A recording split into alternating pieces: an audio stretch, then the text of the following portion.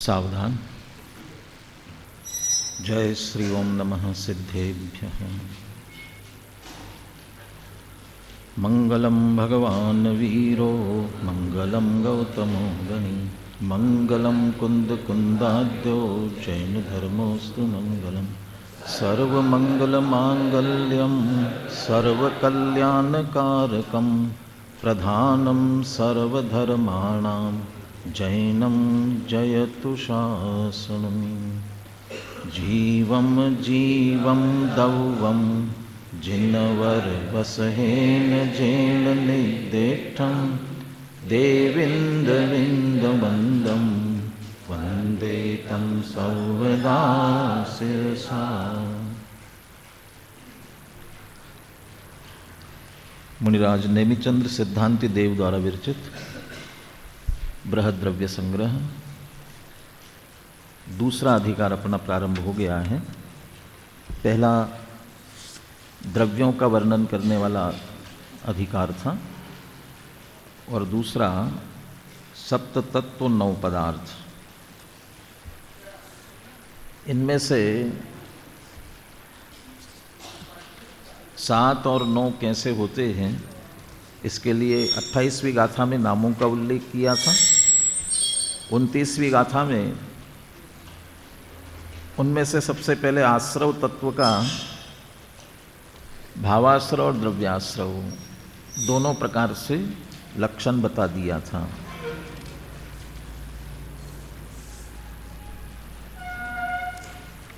तीस और 31 दो गाथाओं में भावाश्रव और द्रव्याश्रव के भेद बता रहे हैं।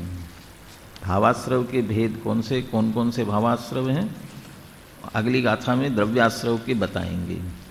भावाश्रव के भेद बताने वाली गाथा अपन ने पढ़ ली थी।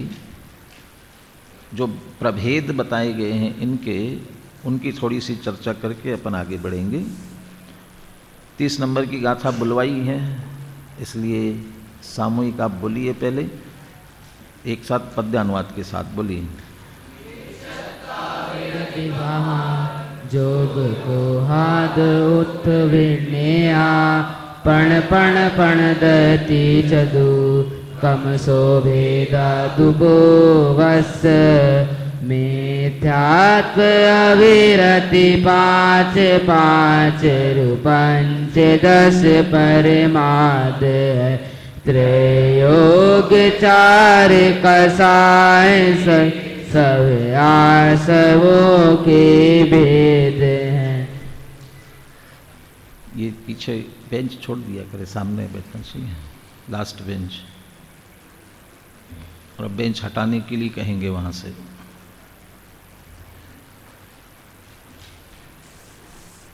गाथा के आधार से मिथ्यात्व, अविरति, प्रमाद, योग और क्रोधाधि ये भावाश्रव है। भावाश्रव के भेद है भावाश्रव, ये स्वयं भावाश्रव रूप है। तत्वार सूत्र चूँकि आप 5वें अध्याय तक ही पढ़ चुके हैं, अभी आगे नहीं बढ़े। 7वें अध्याय में बंध के हेतु के रूप में सूत्र आता है, वहाँ भी इन्हीं का उल्लेख किया है। क्रम अलग है। मिथ्यात्व, अविरति, प्रमाद, कषाय योगा, बंध हेतवः। प्रमाद, कषाय योगा, तो प्रमाद और इसमें लिया गया है पमाद जोग कोहादव, मैंने प्रमाद योग और बाद में कषाय लिए गए, तो क्रम बदल दिया, तो बदला नहीं है। ये तो सिर्फ गाथा की दृष्टि से क्रम आगे पीछे हो गया है। क्रम तो वही है। सबसे अंत में ही योग होता है, जो 14वें गुणस्थान में जाता है, अयोग केवली। और कषाय तो क्षीण मोह, कौन सा गुणस्थान है? 10वां 12वां गुणस्थान। 12वें गुणस्थान में ही चला जाता है, कषाय पूरी चली जाती 12वें गुणस्थान में ही। इसलिए पहले कषाय, बाद में योग। क्रम तो यही है, मिथ्यात्व, अविरति, प्रमाद, कषाय और योग। तो गाथा गेय बनाना होती है ना, इसलिए उसको आगे पीछे किया जाता है। संख्या की दृष्टि से किसके कितने भेद थे? सबसे पहले मिथ्यात्व के, इसलिए पद्यानुवाद में लिखा है मिथ्यात्व अविरति 5 प्रकार का मिथ्यात्व, 5 प्रकार की अविरति। ये सरल है, आप सबको ज़्यादातर ख्याल में भी है। अभी अगले साल आप लघु सिद्धांत प्रवेशिका में इसको पढ़ेंगे भी। आलोचना पाठ में भी बोलते हैं एकांत विपरीत अज्ञान के और संशय विपरीत कुनय के ना। तो ये जो 5 है, एकांत मिथ्यात्व, विपरीत मिथ्यात्व, संशय मिथ्यात्व, अज्ञान मिथ्यात्व और विनय मिथ्यात्व। एकांत, अभी 6 दर्शन की चर्चा हो रही थी, उस दिन बताया था सब दर्शन अलग अलग। बौद्ध मानता है क्षण मात्र वस्तु है, जैन दर्शन भी मानता है क्षणिक है लेकिन पर्याय की अपेक्षा है, द्रव्य की अपेक्षा नित्य है। सांख्य नित्य मानता है लेकिन वो एकांत से मानता है। कपिलादि रचित श्रुत को अभ्यास, एकांत दूषित, ऐसा कुछ शब्द है ना उसमें भी। एकांत वो अज्ञान के लिए ग्रहित मिथ्या ज्ञान के लिए दिया था। एकांतवाद दूषित समस्त कपिलादि रचित श्रुत को अभ्यास, सोहे कुबोध बहुदेन त्रास। तो एकांतवाद से दूषित जितने भी, तो अन्य दर्शन जितने कहे गए, 6 दर्शन वे और 2 दर्शन, बाकी जो और 2 दर्शन थे वे सब किसी न किसी प्रकार से एकांत मानते हैं। विपरीत, वस्तु स्वरूप से विपरीत है।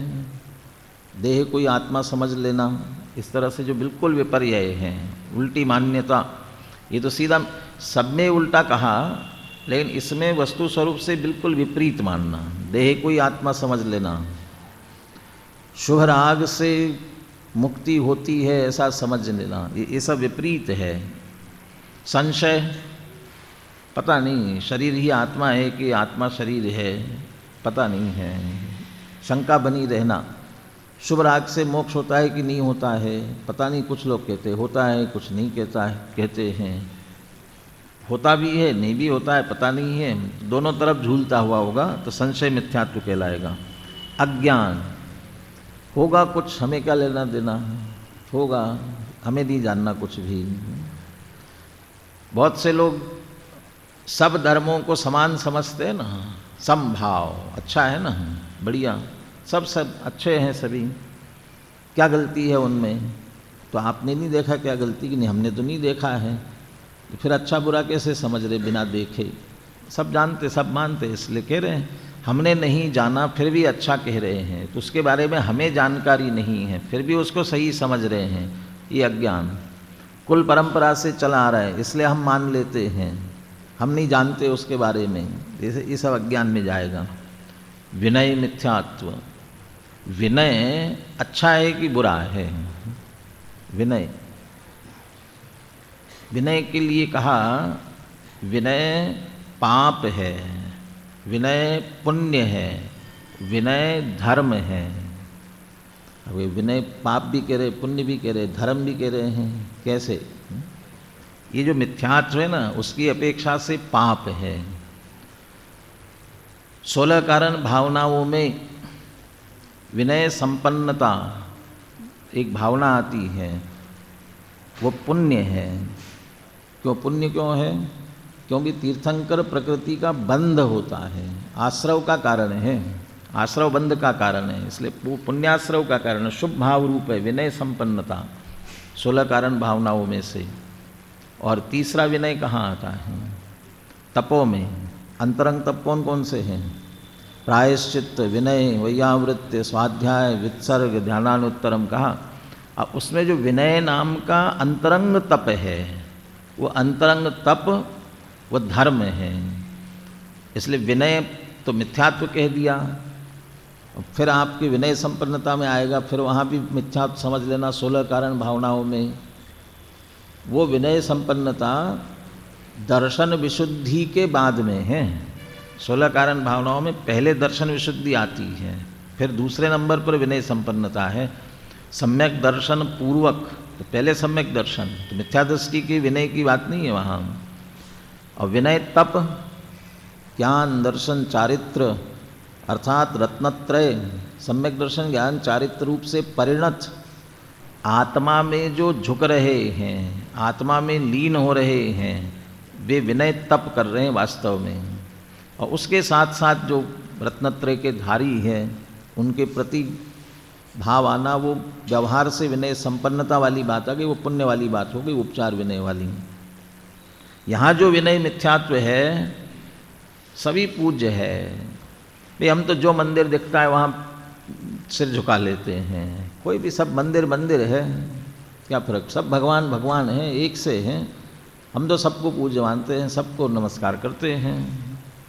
ये तो सबके प्रति ऐसा निर्णय के बिना सबके प्रति ऐसा विनय का भाव रखना, ये विनय मिथ्यात्व है।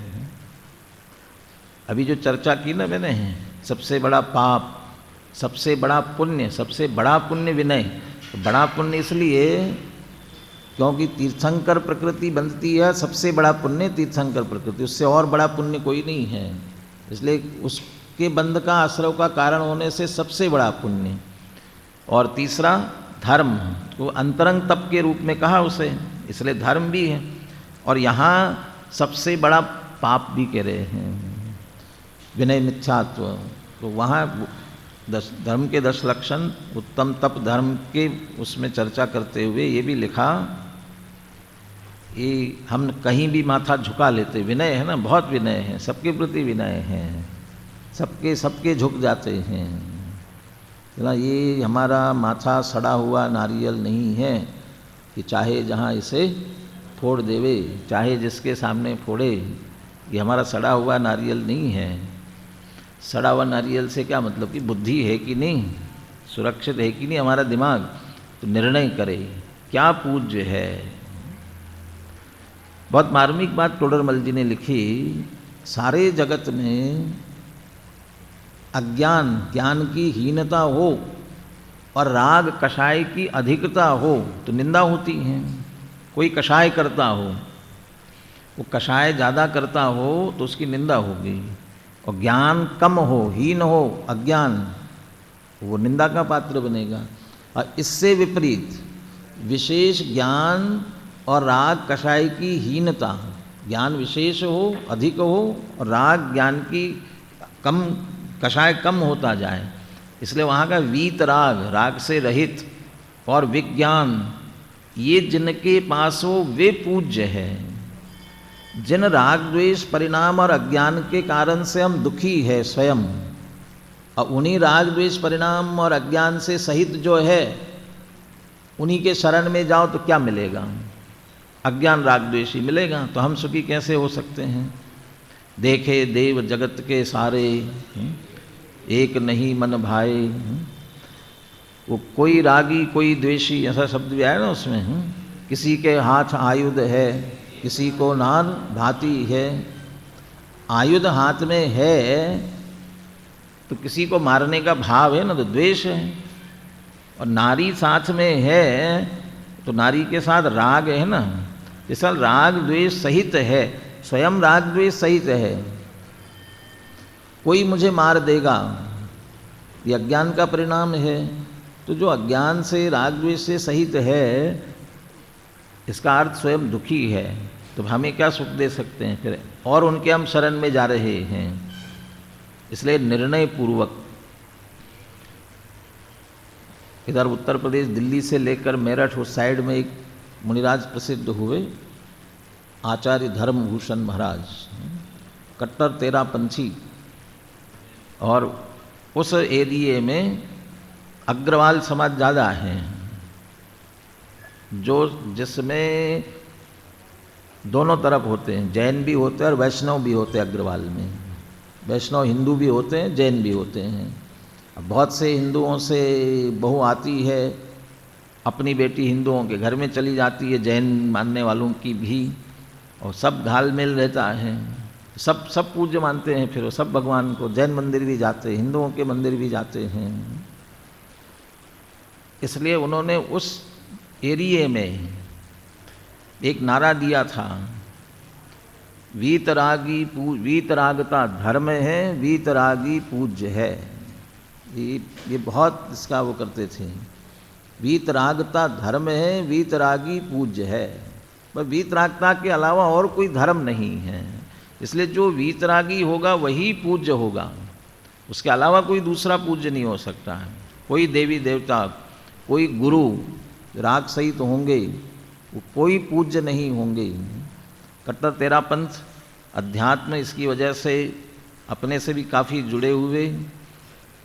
कुंद कुंद शतक बहुत प्रिय था उनको, बहुत प्रिय था। और वहाँ जैसे अन्ना जी यहाँ कंठपाठ करवाते हैं ना, कंठस्थ, यहाँ वहाँ वे भी उस एरिए में बहुत लोगों से कंठस्थ करवाते थे। ग्रुप शिविरों में अपने विद्यार्थी उस तरफ जाते थे, तो जहाँ किसी नगर में हो तो उस शिविर, वहाँ उस नगर में महाराज होते थे तो वहाँ शिविर जरूर लगता था। बहुत अच्छी तरह से जो जो अपने शास्त्री उनके संपर्क में गए वो आखिरी तक बराबर उनसे जुड़े भी रहे, बराबर भी बुलाते, उनसे चर्चा भी करते थे। शास्त्री जो सामान्य अपने पढ़ने वाला विद्यार्थी भी होता था, उसके साथ भी बहुत अच्छे विद्वान की तरह से चर्चा करते थे। तो वे उन्होंने इस पर बहुत जोर दिया, वीतरागी पूज्य है, वीतरागता धर्म है। वीतरागता के अलावा और कहीं पर भी मस्तक हमारा नहीं झुकना चाहिए, ये इतना तो निर्णय अच्छी तरह से होना चाहिए। वीतरागी के अलावा और किसी को पूज्य मानते हैं, मन में थोड़ी सी भी शंका आती है। वैसे तो नमस्कार तो नहीं करते हैं, पूजा भक्ति तो नहीं करेंगे, लेकिन थोड़ा सा तो अंदर से होना चाहिए। श्री गणेशाय नमः, गणेशाय नमः। वो क्या विद्या के देवता मानते हैं श्री गणेश? हाँ, जब अपन अध्ययन प्रारंभ करें तो सबसे पहले गणेशाय नमः होना चाहिए ना। वे गणेश हमारे गणधर देव हैं, सबसे पहले गणधर देव। गणधर देव ने सारी शिक्षा, सब हमारा ज्ञान जितना हमें मिला है जिनवाणी का, वो गणधर देव से मिला हुआ है। वो गणेश विघ्नहर्ता, सबको सुख करता, तो वो है ना। नहीं तो करेंगे नहीं तो विघ्न डालेंगे ना। ये राजस्थान में बहुत, अब राजस्थान में रह रहे हो ना, यहाँ के वो अग्रवाल समाज, यहाँ की खंडेलवाल समाज, ये खंडेलवाल समाज जिनेन्द्र भगवान से पहले भी गणेश जी को मानती है, बाद में जिनेन्द्र भगवान, जैन होकर के भी। इनके सबके घरों में जाके देखेंगे, बड़े बड़े मकान बने हुए इनके हवेली जैसे। अंदर प्रवेश करेंगे तो सबसे पहले दरवाजे के ऊपर गणेश जी बैठे होंगे, छोटे से सही लेकिन बैठे जरूर होंगे। शादी विवाह का मौका आएगा तो सबसे पहला न्योता किसको? गणेश जी को। और कार्यक्रम में कहीं कि छपा भी रहता है गणेश जी को न्योता, तो गणेश जी को न्योता देंगे सबसे पहले। क्यों भैया? क्योंकि विघ्न हरता है, कहीं विघ्न नहीं आना चाहिए। जब जब ये प्रकरण आता है तो याद आता है, यहीं बापू नगर में एक बिल्डिंग बनी है मल्टी स्टोरी, उसका नाम है अरहंत विहार। नाम तो लिखा है अरहंत विहार, और अरहंत विहार लिखा और बीचों बीच में गणेश जी की मूर्ति बनाई है। नाम जहाँ लिखा हुआ है ना, लिखा तो अरहंत विहार और गणेश जी बनाई हैं। माना है तो जैन, लेकिन गणेश जी को भी नहीं छोड़ना चाहते हैं। ये सबको पूज्य मानना इस तरह से बिना निर्णय के। जैन धर्म किसी का अविनय करने के लिए नहीं सिखाता। अविनय करने की बात नहीं है, अवहेलना करने की बात नहीं है, लेकिन मोक्ष मार्ग प्राप्त करने के लिए हमें पूज्य कौन है, आदर बहुमान किनका आना चाहिए, उनका अपमान करने की बात नहीं कर रहे हैं, लेकिन बहुमान किनके प्रति आना चाहिए। ये मंगलाचरण की बात होती है ना। किसी ने इसका पहली गाथा की टीका पढ़ी हो ध्यान से, जिसको फुर्सत मिली हो और जिज्ञासा हो, उसमें एक गाथा श्लोक आया है जो आप परीक्षा का है। श्रेयो मार्गस्य संसिद्धि प्रसादात परमेष्ठिना शास्त्रादौ मुनिपुंगवा इत्याहु तद गुण स्तोत्रम शास्त्रादौ मुनिपुंगवा। हमारे मुनिराज पंच परमेष्ठी को क्यों नमस्कार करते हैं? क्या मिला उनसे हमको? क्या मिला? ये मोक्ष मार्ग मिला है। मोक्ष मार्ग की सिद्धि ये पंच परमेष्ठियों के प्रसाद से होती है, इसलिए उन्हें नमस्कार, इसलिए हमें पूज्य है। ये बात भी तो आती है कि आपके तो भगवान वीतरागी है, हम कहे कि हमारे भगवान तो वीतरागी है, कुछ देते लेते तो है नहीं, और वे देते लेते हैं, इसलिए उनके पास तो जाना, यहाँ तो कुछ मिलेगा नहीं, वहाँ मिलेगा। यही तो भ्रम पड़ा हुआ है। जैन दर्शन अकर्तावादी है। अकर्तावाद में सबसे पहला अकर्तावाद है, जगत का कोई कर्ता हर्ता नहीं है, ईश्वर जगत का कर्ता हर्ता नहीं है। जैन दर्शन अकर्तावादी है का मतलब इस तथ्य को बताता है। ये तो जैन मानते हैं, जैन मानते नहीं, ऐसा वस्तु का स्वरूप है। भगवान महावीर नहीं कर सकते और कोई दूसरा कर सकता है, ऐसा है नहीं, कोई नहीं कर सकता है, कोई भी नहीं कर सकता। यदि कोई कर सकता है हमारा भला बुरा, तो स्वयं किए जो कर्म शुभाशुभ, करे आप फल दे अन्य, तो स्वयं किए तो उनने दे दिए, फिर आपका क्या हुआ? आपने जो पुण्य पाप किया था वो क्या हुआ? फिर शुभाशुभ भाव किए थे उसका क्या होगा? ये कोई दूसरा नहीं दे सकता है। ये कवि भयाशा स्नेह लोभाच कुदेवागम लिंगिनाम प्रणामम विनयम चैव न कुर्यो शुद्ध दृष्टया। कभी इतनी सी शंका नहीं आनी चाहिए मन में। थोड़ा सा टोडरमल जी ने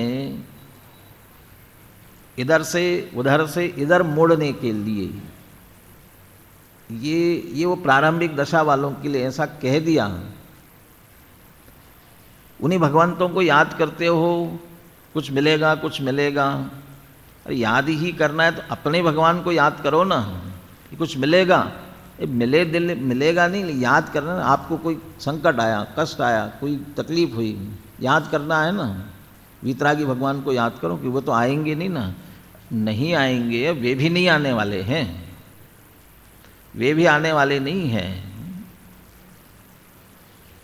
एक चुटकुला याद आया इसलिए सुना देता हूँ बीच में। हाँ,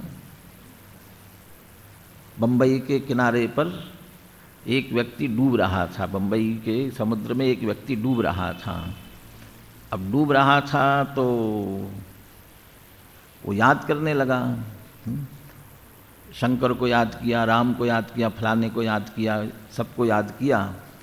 तो उन्होंने कहा भाई तुम मुझे तो कभी पूछते नहीं हो, जब गणेश चतुर्थी आती है तो 10 दिन तक ढोल नगाड़े इतने बजा बजा के गणेश उत्सव इतने ज़ोर ज़ोर से मनाते हो।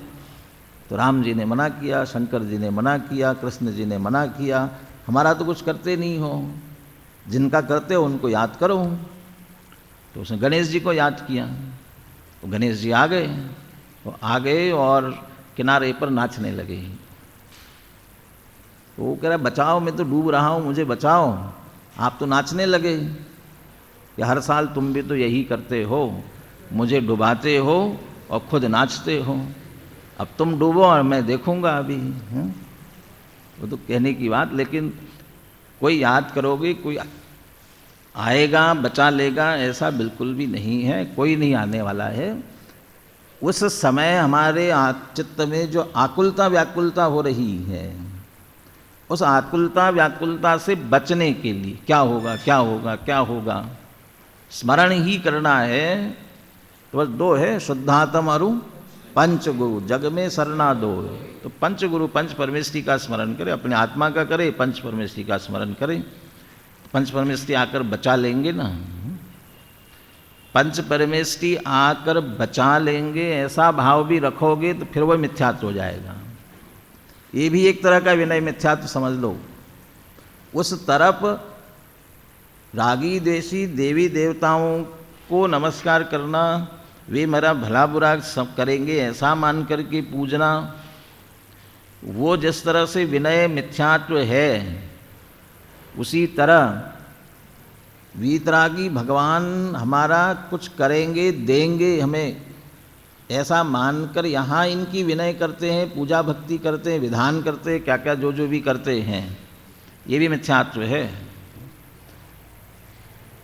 व्यवहाराभासी मिथ्या दृष्टि प्रकरण में देव शास्त्र गुरु इनके मिथ्यापने की बात की।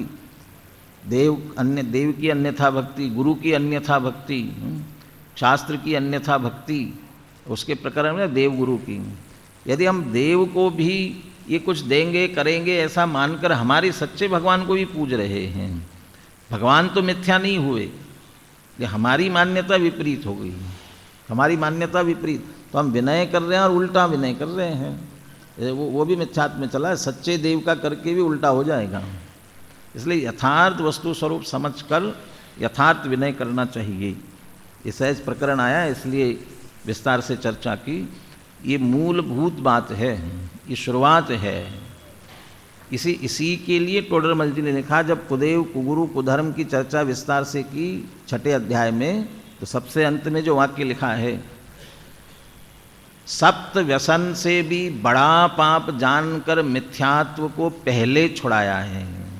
वो 7 व्यसन से बड़ा पाप कह रहे हैं, क्योंकि 7 व्यसन कोई करता है तो तत्काल जो पाप बंधेगा उससे तत्काल एकाध गति बिगड़ेगी। लेकिन ये जो कुदेव कुगुरु के चक्कर में पड़ेगा उसके तो भाव बिगड़ेंगे, भाव से निकलने का मार्ग ही उसे नहीं मिलेगा। इसलिए सच्चे देव शास्त्र गुरु कौन है, क्या स्वरूप है, ये अच्छी तरह समझ करके उनके प्रति बहुमान का भाव आना चाहिए, और उनका भी सच्चा स्वरूप समझकर ही बहुमान आना चाहिए।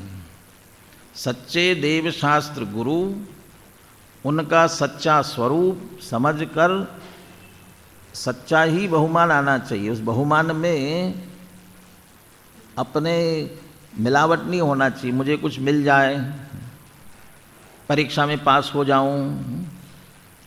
हाँ, परीक्षा के लिए जाओ तो दर्शन करके जाना, बराबर उस दिन जरूर करना दर्शन, भक्ति से करना, सिर्फ जो आकुलता हो रही है उसके शांत करने के लिए ही। लेकिन भगवान की भक्ति करने से आपका पेपर सरल हो जाएगा ऐसा नहीं है। अच्छा, ऐसा करो, 2 बंटवारा करो, 50-50, 50 विद्यार्थी पढ़ाई करना और एक सामान्य देव दर्शन करके चले जाना परीक्षा देने, और 50 विद्यार्थी रोज सुबह अच्छी तरह पूजा करना, भक्ति करना, और जितना देर हो सके मंदिर में ही बैठे रहना, पढ़ाई मत करना। और जा कर के वहाँ कहना कि भगवान मैंने बहुत भक्ति की आपकी, अब पेपर बिल्कुल सरल आना चाहिए।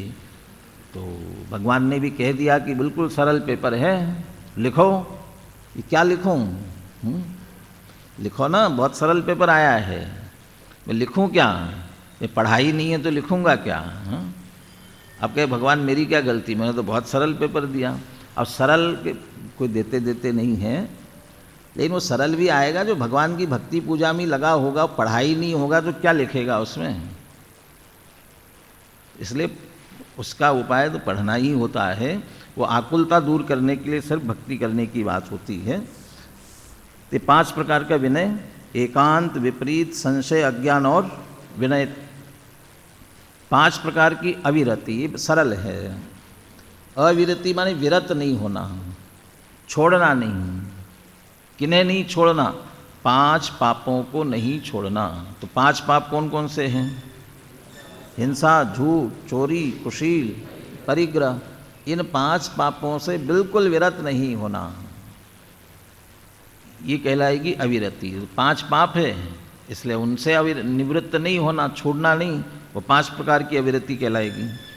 प्रमाद इसको कहा है 15 प्रकार का प्रमाद, 15 प्रकार का प्रमाद। अब इसमें थोड़ी सी जो अंत में कषाय ली है ना, वो कषाय यहाँ भी शामिल है। 4 विकथा, 4 कषाय, 5 इंद्रिय, कितने हो गए? 4 विकथाएं। विकथाएं स्त्री कथा, चोर कथा, भोजन कथा, राष्ट्र कथा, माने इनके संबंध में ही कथा। कथा का मतलब कहानियाँ पढ़ना नहीं है, कहानियाँ पढ़े तो ही कथा हो। विकथा चर्चाएं करना, आज क्या बना भोजन में, आज का भोजन अच्छा था, आज का खराब था, वो पंचकल्याणक बहुत अच्छा था, वहाँ के शिविर बहुत अच्छे होते हैं। क्यों?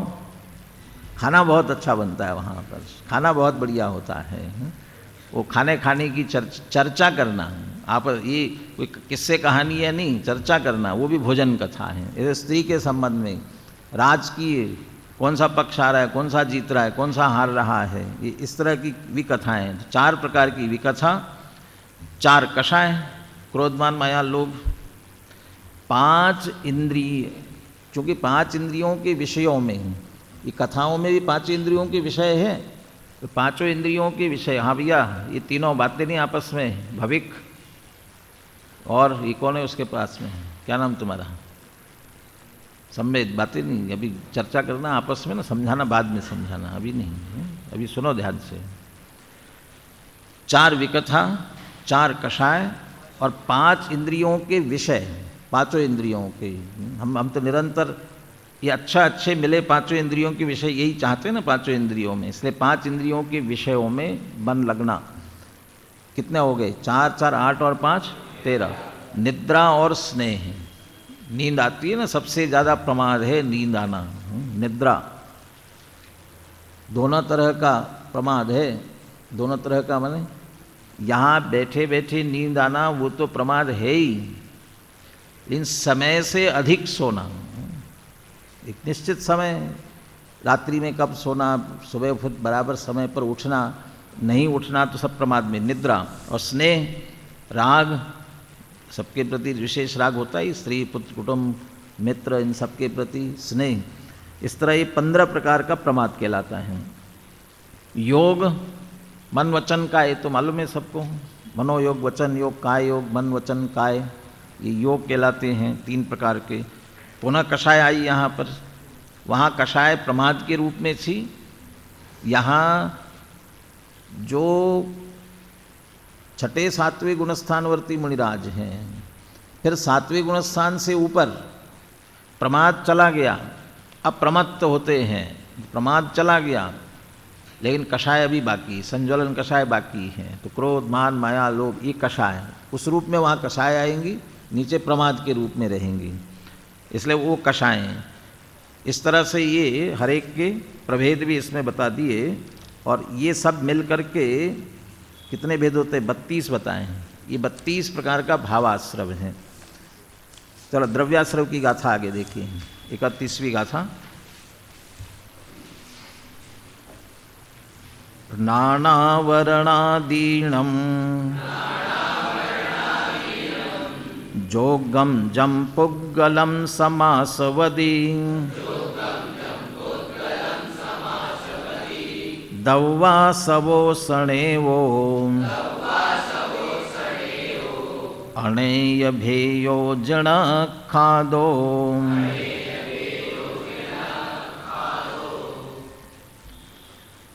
नाना वर्णादीनम, तो ज्ञानावरण आदि के जोगम माने योग्य, तो ज्ञानावरण आदि लिखा, तो इस आदि में क्या क्या जोड़ेंगे आगे, और कौन कौन से,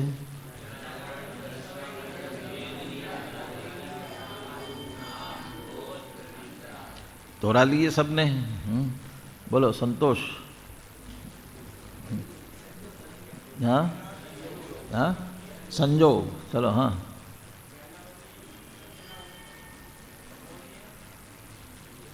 अंतराय, ये तो घाती हुए 4, और अघाती,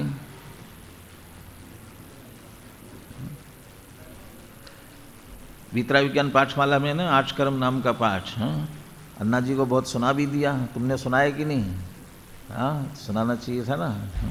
ये तो ये 8 भागों में सब बेसिक है, ये अच्छी तरह तैयार होगा तो आपको सब आगे के शास्त्र समझने में बहुत आसानी होगी। इसलिए बहुत बारीकी से समझना और याद भी रखना चाहिए, उन चीज़ों समझ करके याद रखना उनको सब, इसलिए सभी याद रहना चाहिए। तो ज्ञानावरण ये 2 तरह से क्रम आते हैं, घाती अघाती अलग करोगे तो ज्ञानावरण, दर्शनावरण, मोहनी और अंतराय, ये घाती कर्म। वेदनी, आयु, नाम, गोत्र, ये अघाती कर्म। और बाकी एक साथ जब क्रम आता है तब ज्ञानावरण, दर्शनावरण, वेदनी, मोहनी, आयु, नाम, गोत्र और सबसे अंत में अंतराय, वो उस क्रम है। वो क्रम क्यों है, कैसे, सब गोमठसार में विस्तार से पढ़ेंगे। ये जो 8 कहे गए, इन 8 के योग्य जम पुद्गलम, जो पुद्गल है, तो जो पुद्गल इन 8 के योग्य है, कौन सा पुद्गल इन 8 के योग्य है? वो उन पुद्गलों में जो वर्गणाएं होती है उसमें से जो कार्मन वर्गणा है, वो कार्मन वर्गणा इसके योग्य है, जो ज्ञानावरणादि रूप से होने के योग्य है। तो ज्ञानावरणादि रूप होने की योग्यता रूप जो पुद्गल है वह समासवदी, वह अच्छी तरह से आते हैं, आश्रवित होते हैं, आते हैं। तो वो जो पुद्गलों का आना है, वो पुद्गल कार्मन वर्गणा ज्ञानावरणादि रूप से होकर के जो आती है, दव्वा सवो स नेवो, स दव्वा सवो नेवो, उसे द्रव्याश्रव गेयो माने जानना चाहिए, वो द्रव्याश्रव है। तो ज्ञानावरणादि के योग्य पुद्गल कार्मन वर्गणाओं का आना वो द्रव्याश्रव है। कितने प्रकार का? अनेय भेयो माने अनेक भेद वाला है। तो अनेक भेद वाला किसने बताया? अनेक भेद वाला किसने कहा? जनक खादो। कौन है उधर लास्ट में? शास्त्र कहाँ है? हाँ क्या खत्म हुई? तो उसमें देखो ना कहाँ शब्द लिखा हुआ है। मैं कह रहा आँखों को भी याद होता है, जब हम लिखते हैं फिर वैसा लिख सकते हैं, नहीं याद नहीं हो सकता, इसलिए देखना भी चाहिए बराबर। दृश्य श्रव्य साधन, देखना और सुनना दोनों चलना चाहिए बराबर। जनक खादो, जिनेन्द्र भगवान के द्वारा ख्यात माने कहा गया। जनक खादो जिनेन्द्र भगवान के द्वारा आख्यात है, ये कहा हुआ है। तो जिनेन्द्र भगवान ने ये कहा कि वह द्रव्याश्रव अनेक प्रकार का है। अनेक प्रकार का कहाँ है? 8 ही प्रकार तो हुए, ज्ञानावरण, रचनावरण, वेदनी, मोहनी, आयु, नाम, गोत्र, अंतराय, 8 ही तो हुए। अनेक प्रकार कहाँ हुए? ये 8 तो कहते मूल है, और फिर इसके उत्तर कहलाती है बाद में।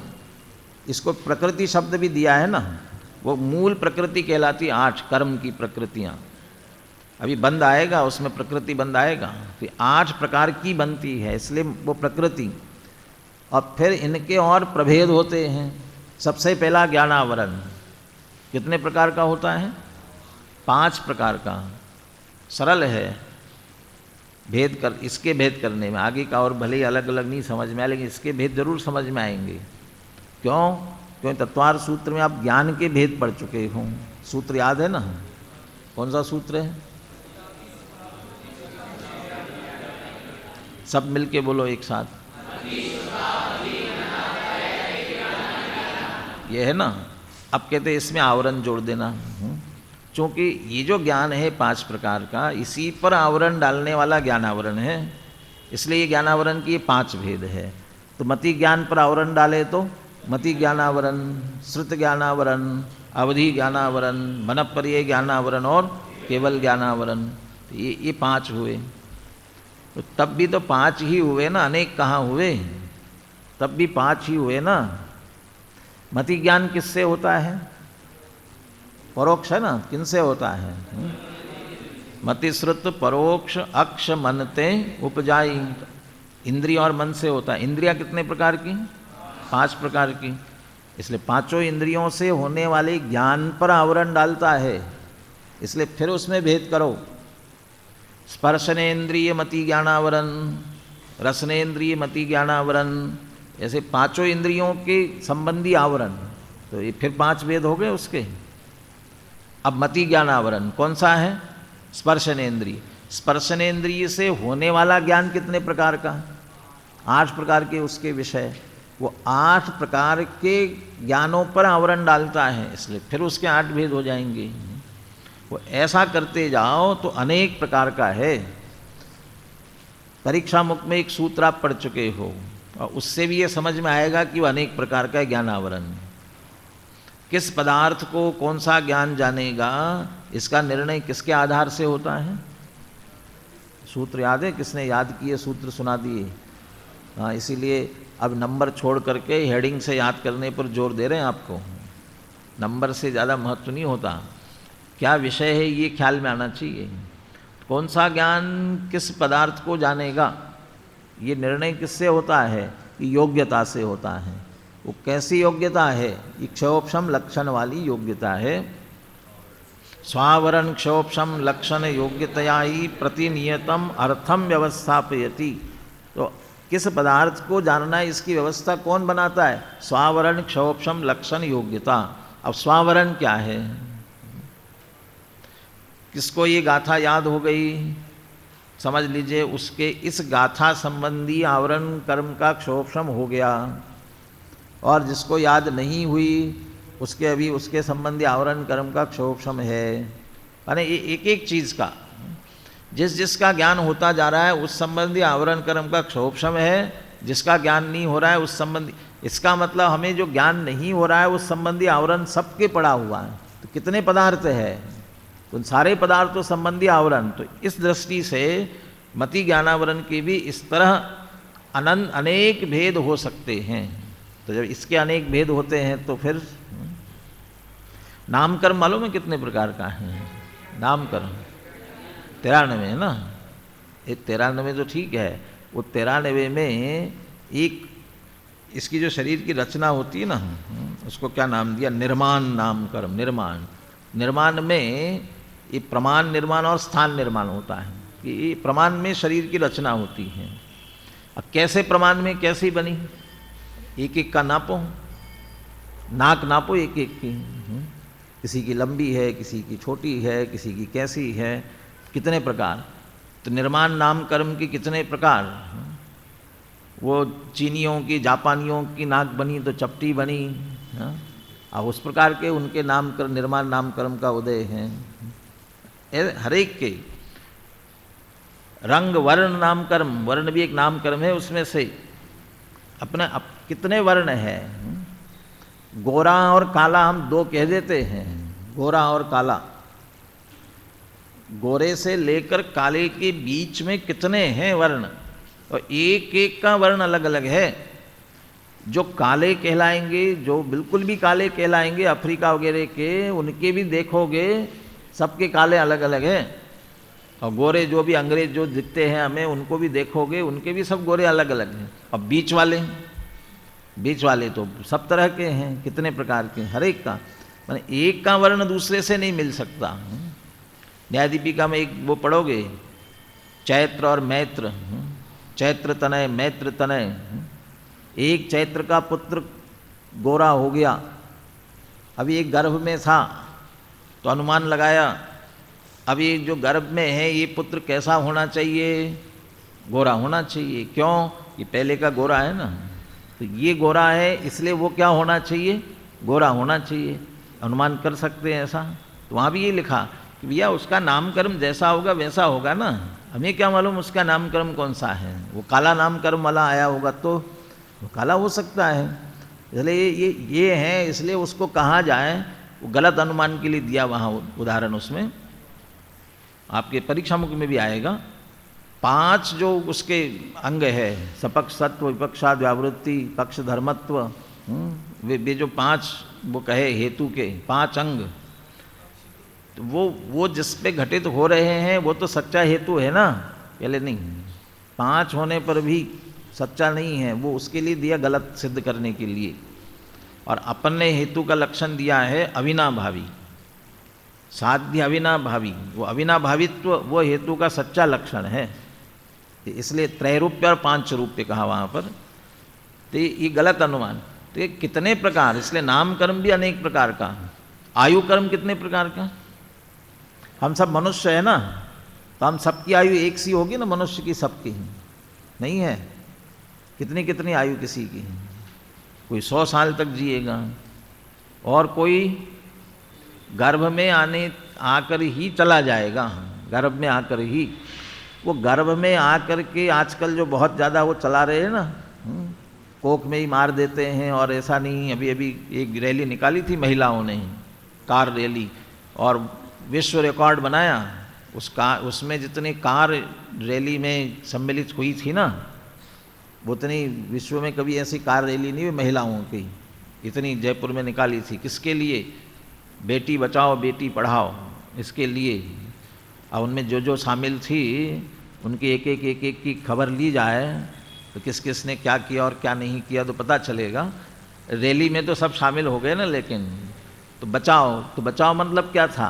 कि कोख में मार रहे हो, ये तो जो हमें पता चल रहा है कितने महीने का, 2 महीने का, 3 महीने का, वो उतनी आयु आकर के चला गया, अरे उसकी बात नहीं है। अनेकों बार जीव गर्भ में आकर के चला जाता है और पता नहीं चलता। ऐसे भी अनेकों हमारे मनुष्य भाव ऐसे अनेकों चले गए हैं, गए गर्भ में, माँ को भी पता नहीं चला और चली गई आयु वहीं इतने में ही। पर्याप्त उसकी बात नहीं, जो काख में और उसमें जन्म लेते हैं ना बहुत से ऐसे सम्मूर्छन मनुष्य, वो मनुष्य भाव वो तो ऐसे अनेकों चले जाते हैं, उसकी नहीं है। यहाँ साक्षात गर्भज मनुष्य गर्भ में आकर के चली जाती आयु मनुष्य की, मनुष्य आयु बंधी और ऐसी व्यर्थ चली गई। इसीलिए नरदेह उत्तम देश पूर्ण आयु शुभ आजीविका, ये चर्चा की ना बोधि दुर्लभ भावना में, सचमुच बहुत दुर्लभता से मनुष्य को मिलता है। इसलिए आयु कर्म भी अनेक प्रकार के, इसलिए ये अनेक भेयोजों का अनेक प्रकार, अनेक भेद है। तो कर्म के 8 मूल प्रकार है, उत्तर प्रकार में कहते हैं 148, और ऐसा यदि भेद करने जाओगे, वो 93 भी जो कहे गए ना शायद अभेद से कहे गए हैं। नाम कर्म की भी 93 प्रकृतियाँ जो कही गई ना वो अभेद से है।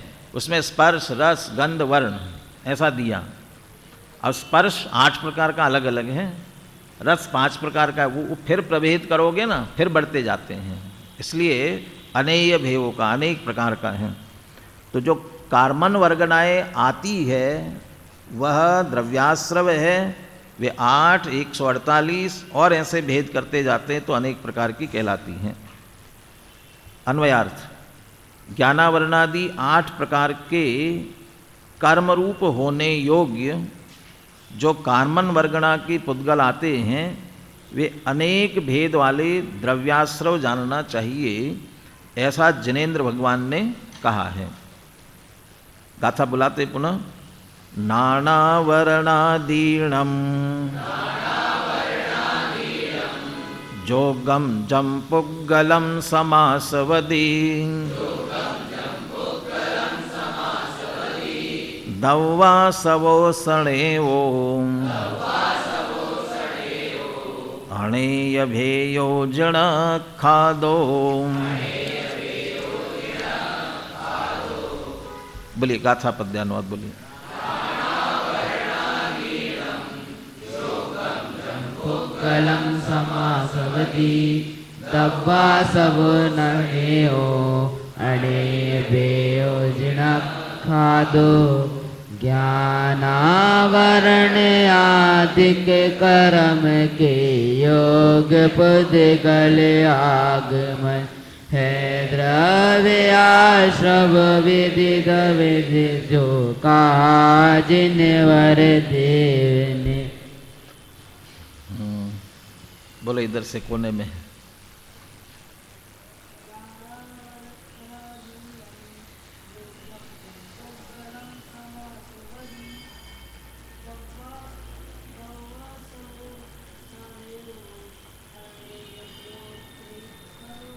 जिणक खादो, जिणक खादो जिनेन्द्र भगवान के द्वारा आख्यात।